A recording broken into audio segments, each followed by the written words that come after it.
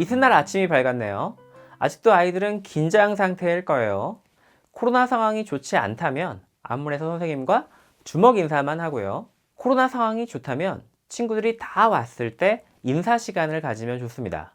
참고로 저는 코로나 전에는 8시 55분에 모두 자리에 일어나 돌아다니면서 친구들과 하이파이브하고 인사하는 시간을 가졌어요.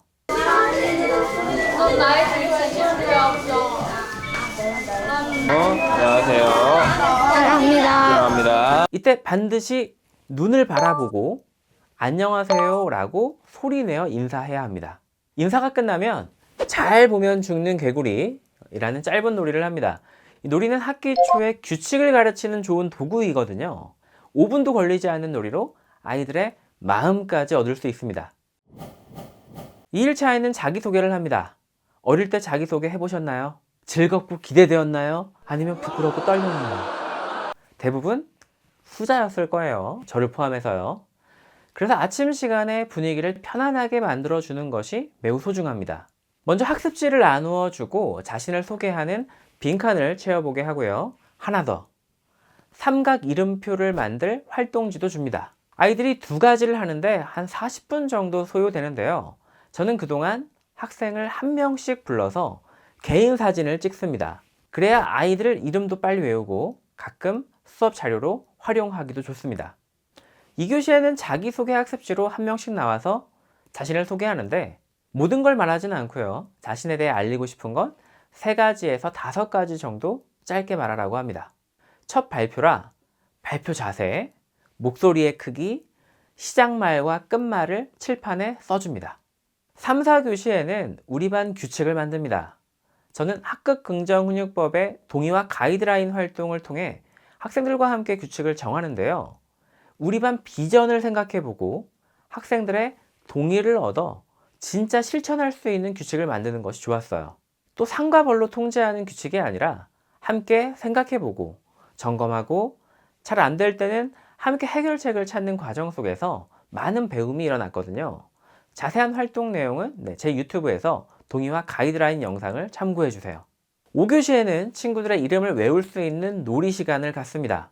천을 가운데 두고 서로 이름을 맞추는 놀이인데 이 놀이도 저학년부터 고학년까지 모두 정말 재미있어 했어요.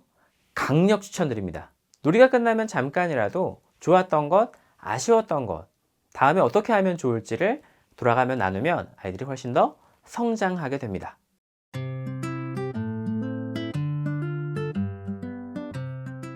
안녕하세요. 오늘은 새학기의 모든 교실에서 하는 규칙 만들기를 해보려고 해요. 저는 학급긍정훈육법의 동의와 가이드라인 활동을 응용해서 학생들과 함께 규칙을 정하고 있는데요. 학생들과 함께 규칙을 만들면 확실히 더 잘 지키려고 합니다. 오늘 그 과정을 소개해 드릴게요. 우선 학생들에게 작년까지 반에서 힘들고 불편한 점을 떠올려 보게 합니다. 아이들의 생각이나 선생님의 생각이나 다르지 않습니다. 싸움, 욕설, 따돌림, 수업 시간의 소란스러움과 같은 답이 나왔습니다. 다음으로 포스트잇을 한 장씩 나누어 주고 올해 우리 반이 어떤 반이 되길 원하는지 써보게 합니다. 그리고 앞으로 나와 칠판에 붙입니다.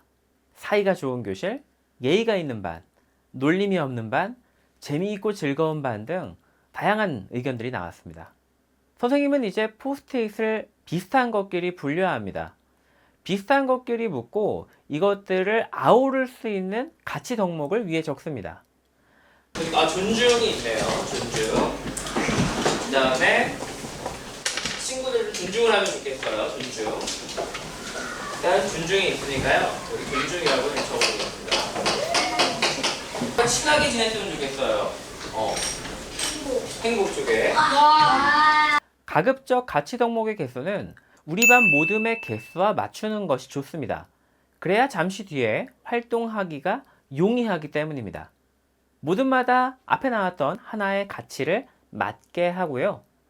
다음 템플릿을 작성합니다. 위에는 모둠에서 담당한 가치 덕목을 적고 아래쪽에는 그 가치를 실현하기 위해 우리가 해야 할 말과 행동을 적습니다. 예를 들어 즐거운 반을 만들기 위해 해야 할 말로 친구야 같이 놀자 라고 말할 수 있고, 해야 할 행동으로 친구와 친하게 지낸다 라고 쓸 수 있겠네요. 팀마다 너무 많은 내용을 쓰기보다는 정말 중요한 것 5가지만 협의해서 쓰세요 이렇게 안내합니다. 작성을 마쳤으면 발표를 할 차례입니다. 발표는 가급적 팀원 모두가 나누어 하라고 하는 것이 좋습니다. 한 모든 발표가 끝나면 교사가 던져야 할 중요한 질문이 있는데요. 혹시 이 중에서 우리가 지키기 어려운 것이 있을까요? 라고 묻습니다. 왜냐하면 우리는 꼭 지킬 수 있는 약속을 만들고 반드시 실천할 것이기 때문입니다. 이 중에 지키기 어려운 게 있으면 얘기하세요. 만약에 우리가 만들었으면 무조건 지켜야 합니다. 같은 길일 때 같이 가는 거 어떻습니까? 가기 싫어하는 친구랑 같이 가고. 같이 가기 힘들 때도 있다 이거지, 그치? 그럼 좀 바꿔 어떻게 보시면 좋을까? 서로 원할 때만이라고 할까요? 서로 원할 때만 이렇게 바꾸면 괜찮습니까? 서로 원할 때만. 서로 원할 때. 많은 학생들이 즐거운 우리 반을 만들기 위해 체육을 일주일에 5번 해요 라고 적었다면 어떻게 할까요? 체육은 배워야 할 시간 수가 정해져 있기에 학생들과 선생님이 결정할 수 있는 것이 아닙니다. 체육을 좋아하는 마음에는 공감하면서 우리가 결정할 수 없는 것은 선을 긋습니다. 지키기 어렵거나 수정이 필요한 것은 질문을 통해서 없애거나 바꾸도록 합니다. 만일 이렇게 학생들에게 동의하는 절차를 거치지 않으면 어떤 일이 발생할까요? 아이들은 자신이 말한 의견이 아니면 지키지 않아도 된다 이렇게 여기거나 나와 관련이 없는 것이라고 느끼게 됩니다. 그래서 각 모듬에서 쓴 내용을 공유하고 동의를 얻는 과정은 중요합니다. 그런데 너무 많은 규칙들은 오히려 지키기 어렵습니다. 학생들이 만든 가이드라인에 투표를 통해 우리 반이 꼭 지켜야 할 것을 하나로 모아봅니다. 저희 반은 6개의 모듬이라 6개의 가이드라인이 붙어 있었고, 학생들이 나와서 각 종이마다 마음에 드는 말 2개, 또 마음에 드는 행동 2개씩 투표를 하게 했습니다. 이렇게 투표를 통해 가장 많이 나온 말과 행동을 하나로 정리하고 이것을 우리 반의 규칙으로 정했습니다. 그리고 마지막으로 잘 지키겠다라는 사인을 하고 마칩니다. 그런데 규칙을 만드는 것보다 더 중요한 것은 규칙을 지키는 것입니다. 규칙 따로, 생활 따로라면 이걸 만드는 의미가 없겠죠. 많은 선생님들께서 규칙은 잘 만들었는데 교실 장식용으로 끝나요 이렇게 말씀하시는데, 그러지 않고 학생들이 규칙을 잘 지키게 만드는 방법이 있습니다. 바로 매일 아침에 규칙을 같이 읽고 하루를 시작하는 것입니다. 왜냐하면 아이들이 규칙을 지키지 않는 이유는 대체로 잊어버리기 때문이에요. 그런데 매일같이 읽으려면 규칙이 어디에 붙어 있어야 할까요? 그렇습니다. 교실 앞 게시판에 크게 붙어 있어야겠죠. 그럼에도 불구하고 규칙을 안 지키는 아이들이 있을까요? 없을까요? 네, 있죠. 그럼 어떻게 해야 할까요? 너 규칙 몰라? 라고 말하는 것보다 따로 불러서 호중아, 우리 어떻게 하기로 약속했지? 다음에 또 이런 일이 벌어진다면 어떻게 할 거야? 자, 그럼 아이들이 뭐라고 답할까요? 거의 다 선생님 반성문 쓸게요. 선생님 청소할게요. 이렇게 처벌적으로 답하는데요. 사실 처벌은 문제 해결과 관련이 없습니다. 혹시 아이들이 처벌적인 답을 한다면 선생님이 이렇게 말씀하시면 좋을 것 같아요. 선생님과 따로 연습할 거야. 이렇게 말이죠. 만일 복도에서 걸어다니는 규칙을 어겼으면 쉬는 시간에 복도를 차분하게 걷는 것을 연습할 거고요.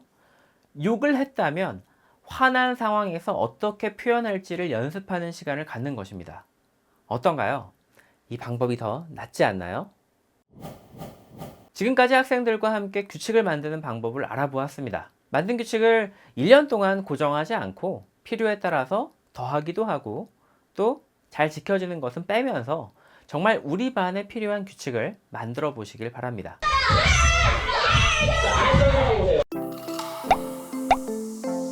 오늘은 새학기에 친구들의 이름을 재미있게 외울 수 있는 놀이를 소개해 드리려고 해요. 저는 이 놀이를 초임 때부터 해왔는데요. 학년에 관계없이 저학년부터 고학년까지 모두 재미있어 합니다. 놀이 방법이 간단하고 쉬워서 심지어 1학년도 가능한 놀이입니다. 그런 방법을 소개해 드릴게요. 준비물은 불투명한 긴 천입니다. 만일 천이 없다면 돗자리를 사용하면 좋습니다. 그럼 놀이 방법을 살펴보도록 하죠. 먼저 2명이 천을 들고 서 있고 학생은 반을 나누어 양쪽으로 앉습니다. 팀 안에서 상의하여 한 명이 천 가까이 나옵니다. 이때 팀에서 무작위로 나오는 것이 상대편 입장에서는 누가 나올지 예상할 수 없어 더 재미있습니다. 천을 들고 있는 학생은 선생님의 하나, 둘, 셋 신호에 맞춰 천을 아래로 내립니다. 이때 천 가까이 있는 2명의 학생은 상대의 이름을 먼저 말하는 학생이 승리합니다. 하나, 둘, 셋! 하나, 둘, 셋! 이름을 늦게 말해 진 학생은 상대 팀으로 넘어가는데요. 그 팀에서 그 팀원으로서 같이 게임에 참여할 수 있습니다. 진 사람은 이쪽으로 가게 됩니다. 일정 시간 후에 사람이 더 적은 팀이 승리합니다.